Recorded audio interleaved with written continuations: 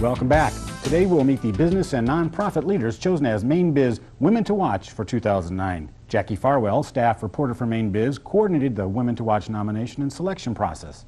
Jackie's here today to tell us how these 6 business and nonprofit leaders were chosen for the special designation, and in particular what unique qualities these women possess that make them stand out above all the other nominations submitted to Mainebiz. Welcome, Jackie. Thanks for being here. Great. This is the first time you've done the Women to Watch, right, from Mainebiz? It is. Great, great. So we want to ask you, how did this come to be, first of all? Tell us what was the genesis of this, what was the concept, how did this idea come to be? It all came about because we realized that women business leaders weren't as well represented as we might have liked. Great.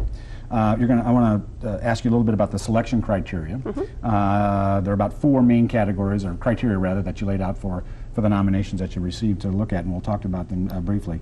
They are women who are well established in their careers, women who are recognized as role models in their fields, they must be involved in their communities, and clearly the major decision maker in their successful organization or company. So let's briefly talk about those. Well established in their careers, what does that mean and why?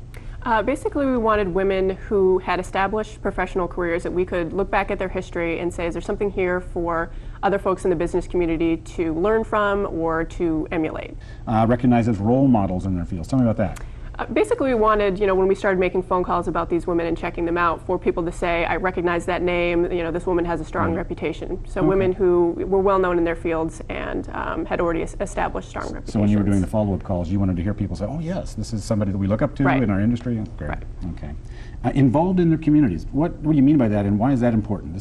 What's that got to do with business? Well, we were looking for basically some kind of impact on the community beyond just the scope of their company or their business. So we were looking for things like volunteer work, mentoring, and participation and membership on professional boards, things like that. And I think the last one is self-explanatory. Clearly the major decision maker in their successful organization or company. So you were really looking for leaders. Exactly. Okay. We wanted to be able to pick women from successful companies who we could point to and say the success of this company is due to this woman's leadership. And one question I want to ask you about that. You added a nonprofit in. So these aren't all private sector business leaders. Why did you add the nonprofit category in as well? Well, we feel that that category reflects a large section of business activity in Maine. So we felt it was important to represent that.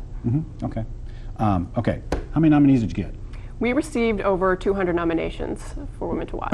Wow. So that, and we were talking before we started the program, that was even more than the Business Leader of the Year nominations, those kind of things. So this category must have really resonated with folks. Yeah, it was really exciting for us to receive that many nominations. It's the first year that we've ever done it. It's more nominations than we receive for any other kind of award that we do. So it was kind of unexpected and exciting. Yeah, and they all ended up in your inbox, right? They did. Good, good.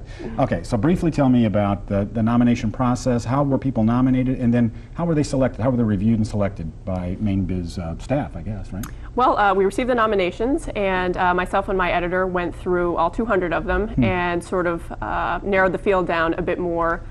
We presented, I believe, about 20 or so to the full editorial staff. We had a couple of meetings. We talked about who we thought that the strongest contenders were, what we liked about them, what we were looking for, and from there we started the vetting process. Great. And we wanted to make sure that we also had women from various industries as well, which I think we've done. Good, good. Okay, let's get right to them. I want to talk about them. That's what we want to do today. Introduce these folks to our viewers, and then we're going to have a segment after this where I actually have a roundtable with 3 of the designees. Great. So let's start right through it. Walk us through the 6. Tell us who they are. Okay. First, Chris Duty. She's the CEO of Cary Medical Center in Caribou. She's a winner in our healthcare field. And Chris is really interesting. She worked her way up from candy striper at the hospital to CEO. Right. She still maintains her RN license, and she pitches in at the hospital when other nurses are busy. So we were really impressed by her. Yeah, that's an incredible story. Yeah. Yeah. Great. Then we had Jean Hoffman. She's the CEO of Putney Inc. in Portland. She was the winner in the science and technology category. She founded the company. It develops generic pet medications. And they expect to have their first FDA-approved product this winter. And Jean also helped to found the Small Enterprise Growth Fund in Maine. Okay. And next we have Ruth Libby. She's the executive director of Ruth's Reusable Resources in Portland. That's a nonprofit. Okay. She founded the company in her basement, and basically what she does is she collects new and used office supplies from businesses and distributes them to needy schools.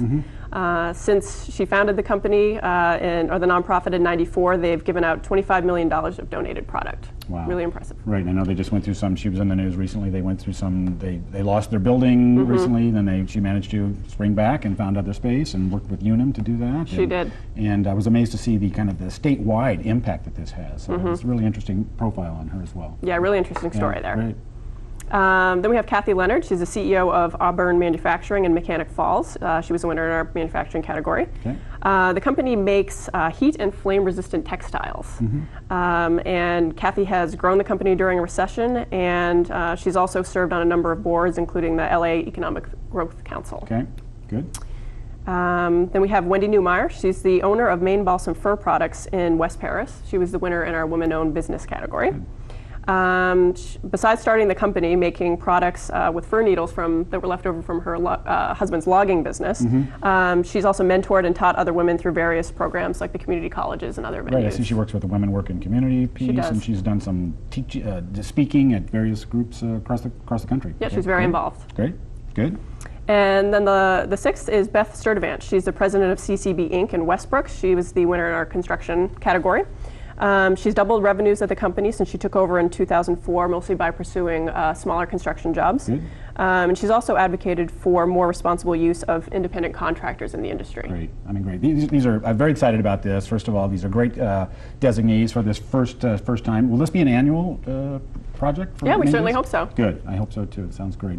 You can read the full profile on each of the Women to Watch for 2009 in the August 10th issue of Mainebiz, or check out their profiles online at mainebiz.biz. Also on the website, learn how you can register to attend the Women to Watch reception on Thursday, September 10th at 5:30 p.m. at the Portland Museum of Art.